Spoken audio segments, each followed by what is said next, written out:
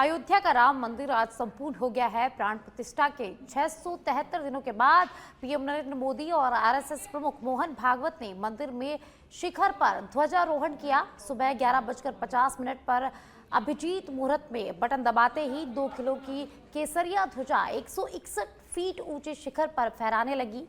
PM भाव विभोर हो गए। उन्होंने धर्म ध्वजा को हाथ जोड़कर प्रणाम किया। पीएम ने कहा कि आज सदियों के घाव भर गए हैं। हम देश को गुलामी की मानसिकता से मुक्त करके रहेंगे। इसी मानसिकता ने वर्षों तक भगवान राम को काल्पनिक बताया।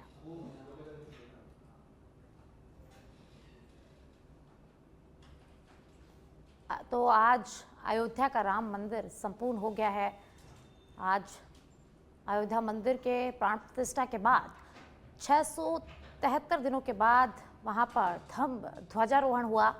प्रधानमंत्री नरेंद्र मोदी और आरएसएस प्रमुख मोहन भागवत ने यहां ध्वजारोहण किया।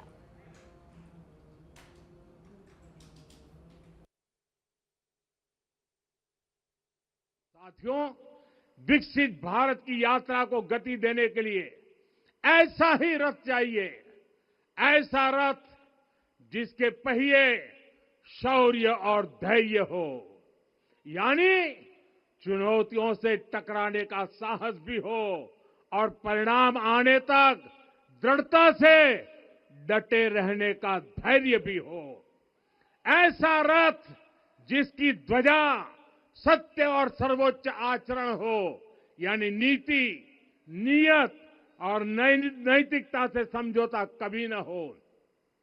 ऐसा रथ जिसके घोड़े बल, विवेक, संयम और परोपकार हो, यानी शक्ति भी हो, बुद्धि भी हो, अनुशासन भी हो और दूसरों के हित का भाव भी हो। ऐसा रथ जिसकी लगाम क्षमा, करुणा और संभाव हो, यानी जहां सफलता का अहंकार नहीं और असफलता में भी दूसरों के प्रति सम्मान बना रहे। और इसलिए मैं आदरपूर्वक कहता हूं, ये पल कंधे से कंधा मिलाने का है। ये पल गति बढ़ाने का है। हमें वो भारत बनाना है जो राम राज्य से प्रेरित हो, और ये तभी संभव है जब स्वयं हित से पहले देश हित होगा, जब राष्ट्रहित सर्वोपरि रहेगा। एक बार फिर आप सभी को बहुत बहुत शुभकामनाएं देता हूं। जय सिया राम, जय सिया राम, जय सिया राम। मुख्यमंत्री भुजनलाल शर्मा चामुंडेरी राणावंतराव हेलीपैड पहुंचे, जहां राज्य मंत्री ओटाराम देवासी, विधायक पुष्पेंद्र सिंह राणावत सहित जनप्रतिनिधियों ने सीएम भुजनलाल शर्मा का स्वागत किया। सीएम ने सोनी सीता देवी उम्मेदम जी राजकीय बालिका उच्च माध्यमिक विद्यालय का यहां पर लोकार्पण किया। मंच पर मुख्यमंत्री भुजनलाल शर्मा, राज्य मंत्री, विधायक और भामाशाह परिवार मौजूद रहे। तो मुख्यमंत्री भुजनलाल शर्मा आज पाली दौरे पर रहे, जहां वे चामुंडेरी हेलीपैड पर पहुंचे और उनका वहां पहुंचने पर राज्य मंत्री और विधायक ने सीएम भुजनलाल शर्मा का जोरदार स्वागत किया। राज्य मंत्री ओटाराम देवासी ने मुख्यमंत्री भुजनलाल शर्मा का स्वागत किया और इस दौरान मंच पर मुख्यमंत्री भुजनलाल शर्मा, मंत्री ओटाराम देवासी और विधायक पुष्पेंद्र राणावत सहित भामाशाह जो परिवार है वो मौजूद रहे।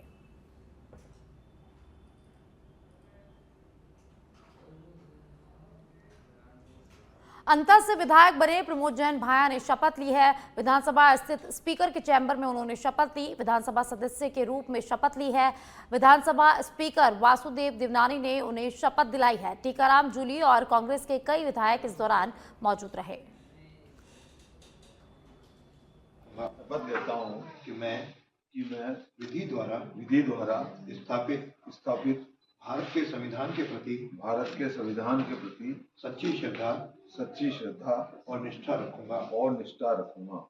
मैं भारत की प्रभुता और अखंडता अक्षुण्ण रखूंगा तथा जिस पद को मैं ग्रहण करने वाला हूँ उसके कर्तव्यों का श्रद्धापूर्वक निर्वहन करूँ।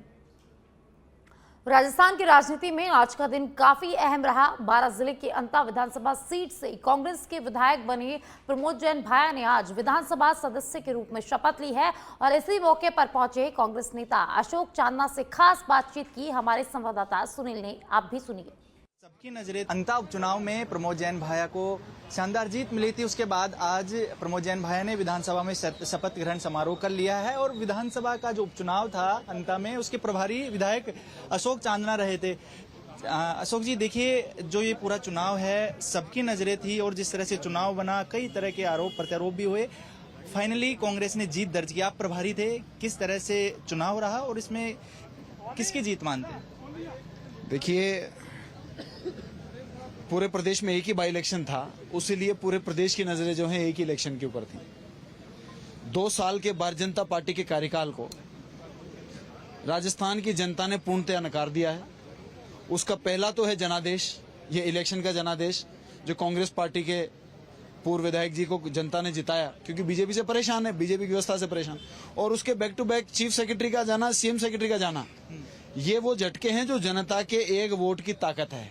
और अभी बहुत बड़े बड़े झटके इनके लगने बाकी हैं, वो आपके सामने आ जाएंगे। बिल्कुल, देखिए कि सबसे बड़ी बात की एकजुटता जो कांग्रेस के तमाम नेता वहां पहुंचे और ऐसी एकजुटता बीजेपी ने भी दिखाने की कोशिश की, तमाम लोग वहां पहुंचे। लेकिन कांग्रेस की जीत की खास वजह क्या हो सकती है, क्योंकि आप प्रभारी थे, आपने कौन सी रणनीति बनाई? नहीं, बीजेपी में एकजुटता नहीं थी। पूरी तरीके से राजस्थान के मुख्यमंत्री वसुंधरा जी के कैंडिडेट को हराने के लिए पूरा जोर लगाया। 10-15 हजार वोट उन्होंने डाइवर्ट कराए निर्दलीय प्रत्याशी को, ये मान के कि वो जीत रहे हैं। तो वो हालांकि उनके अंदर का मामला है, वो आपस में लड़ें, काम करें, नहीं करें, हमको कोई लेना देना नहीं है। चुनाव में जनता ने जो है कांग्रेस के स्थापित चेहरा जो 30-40 साल से वहां पर निस्वार्थ सेवा, पशु पक्षियों की सेवा, जनमानस की सेवा कर रहा है और उसको जिताकर भेजा है। मुझे लगता है कि सेवा की जीत हुई है। जिस वक्त चुनाव का नतीजा आया था, पीसीसी डोटासरा के साथ हम भी मौजूद थे, घोषणा होते आपको फोन किया गया था और आपको टाइगर कहा था। मतलब आपको लेकर आपकी प्रभारी की रणनीति के तौर पर उनके लिए एक बड़ी बात थी और टाइगर कहना भी अपने आप में बड़ी बात है, क्या कहेंगे? नहीं, ये तो देखिए, प्रदेश अध्यक्ष, नेता प्रतिपक्ष, ये वो पोस्टें हैं जो पूरे राजस्थान के कार्यकर्ता जिनकी ओर देखते हैं और जब कोई अच्छा काम करता है तो वो लोग उनकी पीठ थपथपाते हैं।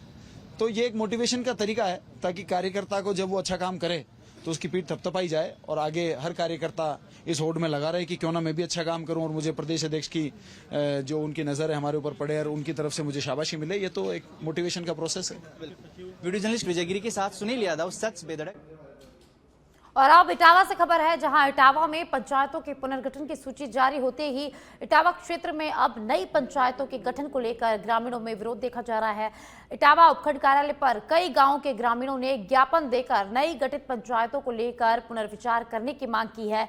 डीपरी काली सिंधी के ग्रामीणों ने ज्ञापन देकर पुरानी पंचायत जलोदा खातियान में ही रखने या महाराजा खेडली की जगह डीपरी काली सिंधी को पंचायत बनाए जाने की यहां पर मांग रखी। वहीं केशवपुरा गांव के दर्जनों ग्रामीणों ने उपखंड कार्यालय पहुंचकर एसडीओ हेमंत गनगौर को ज्ञापन सौंपा और नवगठित सन्मानपुरा पंचायत से हटाकर वापस राजोपा में ही रखने या केशवपुरा में पंचायत बनाने की यहां पर मांग की गई है। इससे पहले गोपालगंज के ग्रामीणों ने भी 30 नवंबर को कोटा श्योपुर स्टेट हाईवे जाम करने की चेतावनी यहां पर दे रखी है, जिसको लेकर इटावा डीएसपी ओम प्रकाश सरावग को ज्ञापन भी दिया गया है। तो झुंझुनू में सरकारी विद्यालयों में गुणवत्तापूर्ण शिक्षा को लेकर सरकार भले ही बड़े बड़े दावे कर रही है, पर वलगढ़ ब्लॉक की बिरोल ग्राम पंचायत स्थित राजकीय प्राथमिक विद्यालय रामदान की शिक्षा विभाग उदासीनता और सरकारी संसाधनों की खुली बर्बादी का ताजा उदाहरण बना हुआ है। यहाँ 2 अध्यापिकाएं तैनात है, पर पढ़ने वाले बच्चे में एक भी बच्चा यहाँ पर नहीं है। शैक्षणिक सत्र 2025-26 में नामांकन 0 है, जबकि पिछले सत्र में भी केवल एक ही विद्यार्थी दर्ज था। इसके बावजूद विद्यालय पर वेतन और अन्य मदों में हर वर्ष 18 से 20 लाख रुपए खर्च किए जा रहे हैं। बड़ा सवाल यह है कि जब विद्यार्थी ही नहीं है तो यह खर्च आखिर किस पर हो रहा है। स्थानीय निवासी हरिराम ने बताया कि स्कूल के कमरे अधिकतर समय पर ताले बंद होते हैं। इनके शिक्षिकाएं कई बार स्कूल आती ही नहीं है। ऐसे में सुरक्षा को लेकर उसने ताले चेक किए तो पूरा मामला सामने आ गया।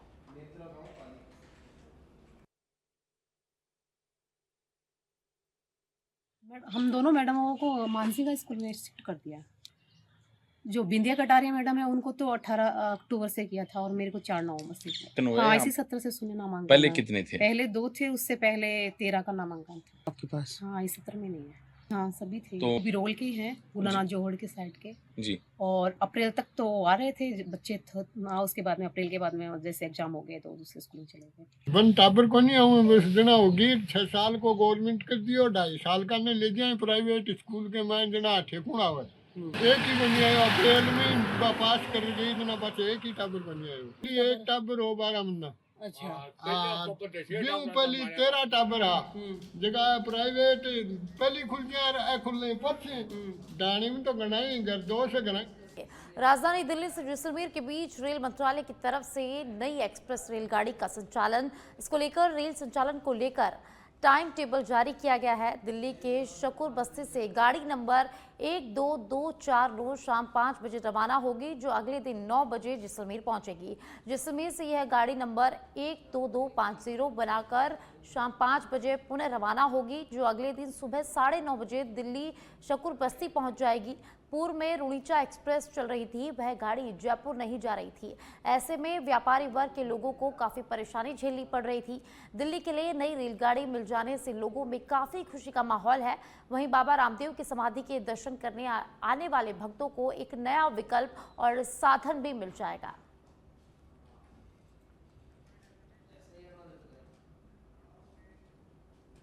डूंगरपुर जिले के सरोदा कस्बे को पंचायत समिति का दर्जा नहीं मिलने पर तीसरे दिन भी विरोध प्रदर्शन लगातार जारी रहा। सरोदा सहित करियाना, पड़ोली, भाजडिया, पाडा, सरोदा और छोटी पादरडी में उग्र आंदोलन हुआ, जबकि सरोदा में बाजार लगातार तीसरे दिन भी बंद रहा।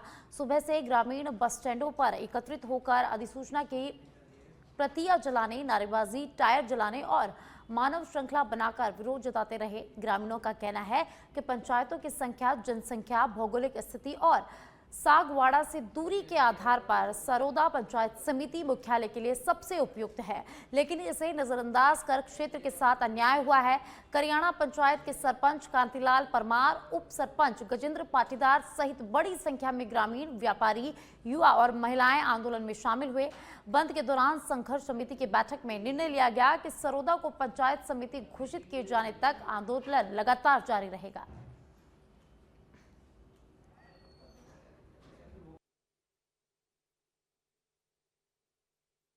क्षेत्र की जो पंचायत समिति की मांग है वो बहुत लंबित मांग थी। हम कई समय से इसकी मांग को लेकर के हमारे क्षेत्र के जो 20 पंचायत नई सृजन हुई थी,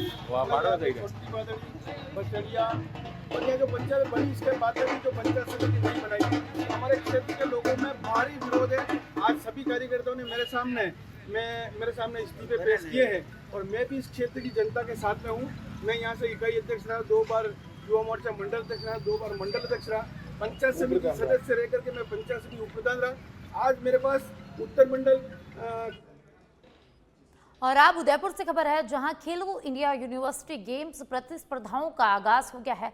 उदयपुर को मिली जुड़ी कार्यांकी और बीच वॉलीबॉल खेलों की मेजबानी होगी। अटल बिहारी वाजपेयी इंडोर स्टेडियम में विधिवत रूप से इसका आगाज हो गया है। उद्घाटन समारोह में उदयपुर ग्रामीण विधायक फूल सिंह मीणा, सुविवी कुलगुरु बीपी सारस्वत ने खिलाड़ियों का परिचय यहां पर लिया है। तो उदयपुर से खबर है, जहां खेलो इंडिया यूनिवर्सिटी गेम्स का आगाज हो गया है। विधिवत रूप से यहां पर गेम्स का आगाज हुआ है।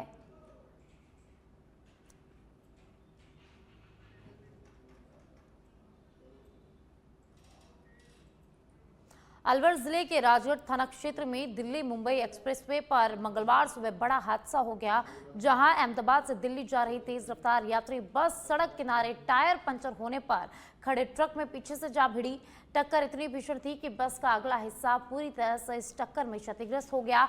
हादसे में 31 यात्री घायल हुए हैं, जिनमें 2 की मौत हो गई है, जबकि गंभीर रूप से घायल 8 से 10 लोगों को अलवर जिला अस्पताल रेफर किया गया है और बाकी का इलाज स्थानीय अस्पताल में जारी है। बस में सवार शब्बीर, हारून, अकरम, रमेश, कार्तिक, सुधाकर, रघुनाथ, राजेश परमार, जाहुल सहित कई यात्रियों को गंभीर चोटें इस हादसे में आई है। सूचना मिलते ही पुलिस ने मौके पर पहुंचकर राहत कार्य शुरू किया। घायलों को एम्बुलेंस से अस्पताल भेजा और वाहनों को हटवाकर यातायात को यहां पर सुचारू किया गया। प्रारंभिक जांच में तेज रफ्तार और लापरवाही हादसे का कारण बताया जा रहा है।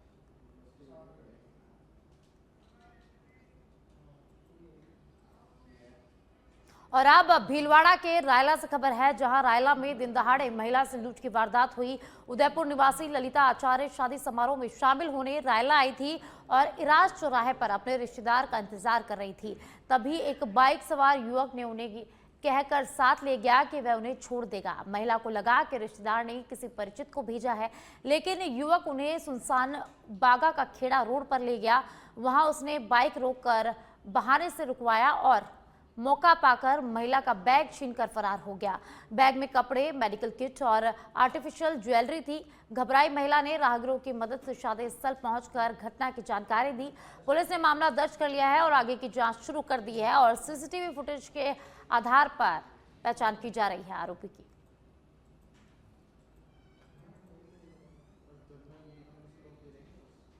और अब हनुमानगढ़ से खबर है, जहां एसपी हरिशंकर के निर्देशन में जंक्शन पुलिस का नशे पर प्रहार। थाना प्रभारी रामचंद्र कस्वा के हत्थे चढ़ा एक नशा तस्कर। जंक्शन पुलिस और एसटीएफ की टीमों ने छापेमारी की। जंक्शन क्षेत्र के खुंजा में छापेमारी की गई। छापेमारी में एक युवक से 5.67 ग्राम चिट्ठा बरामद किया गया। आरोपी इस्माइल से 5,760 रुपए नगद भी यहां पर बरामद किए गए हैं। आरोपित पर पूर्व में नकली नोट और एनडीपीएस में मामले भी दर्ज है। जंक्शन थाना प्रभारी रामचंद्र कस्वा इस आरोपी से अब लगातार पूछताछ कर रहे हैं और मामले की जांच कर रहे हैं।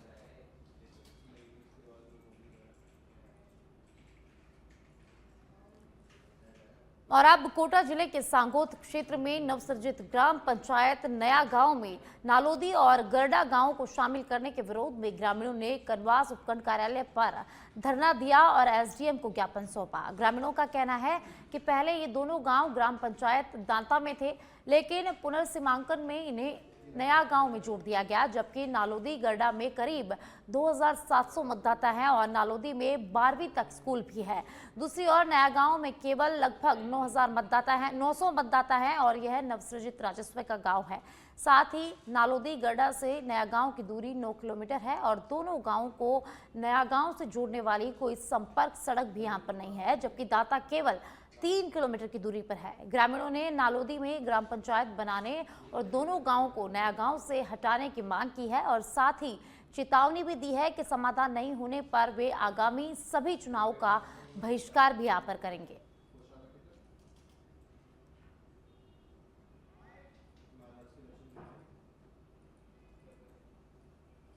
इस समस्या को लेकर आपने आज ज्ञापन सौंपा है। पंचायत के लिए हमने ये समस्या लेके आए हैं सर, कि हमारे पहले 3 किलोमीटर में पंचायत थी दांता, उसमें से हमसे निकाल के नया गांव में 9 किलोमीटर में हमें पंचायत दे दी। तो हमारे 12 गांव पड़ते हैं इसमें 5-6 जाति रहती है, नया गांव में 1 ही जाति रहती है, उसमें पंचायत बना दी। वो पंचायत हमारे 9 किलोमीटर पड़ती है और हम 12 किलोमीटर यहाँ आएंगे और 3 किलोमीटर में से निकला या तो दांता या तो नालोदी में पंचायत बनना चाहिए और नहीं तो हमें दांता में रहना चाहिए। गड्ढा नालोदी बहुत पुराना गांव है। 2300 हमारे गड्ढा नालोदी में वोट है। 12वीं तक स्कूल है, सब सेंटर है, आंगनबाड़ी केंद्र है, सारी सुविधा नालोदी में उपलब्ध है। उसके बावजूद भी ग्राम पंचायत नया गांव बनाई जा रही है, जो कि राजस्व गांव भी नहीं था। दुल्लेट से हटाकर अभी नया गांव को अलग किया है, जहां पर पंचायत बनाई जा रही है, जो कि बहुत गलत है। हमारे गाँव में सर्व समाज के लोग रहते, जबकि नया गाँव में सिर्फ धौलपुर के कोलारी थाना क्षेत्र की बसई नवाब चौकी में तैनात एएसआई योगेश तिवारी और कुछ पुलिसकर्मियों का गाड़ी चलाते हुए शराब पीने का वीडियो सामने आया है, जिसे उन्होंने 23 नवंबर 2025 को फेसबुक पर अपलोड भी कर दिया था। वीडियो वायरल होते ही लोगों ने पुलिस अधिकारियों को मामले की जानकारी दी, जिससे पुलिस की ड्रिंक एंड ड्राइव नहीं की अपील पर सवाल खड़े हो गए हैं। मामले की गंभीरता को लेते हुए एसपी विकास सांगवान ने देर रात कार्रवाई करते हुए एएसआई योगेश तिवारी को निलंबित कर दिया। शराब पीकर वाहन चलाना राजस्थान में दंडनीय अपराध है, जिसमें पहली बार 10,000 तक जुर्माना और 6 महीने की जेल और दोबारा अपराध पर 15,000 रुपए जुर्माना और 2 साल की सजा का प्रावधान है। पुलिसकर्मियों का ऐसा व्यवहार न सिर्फ कानून का उल्लंघन है, बल्कि जनता के भरोसे को भी ठेस पहुंचाता है।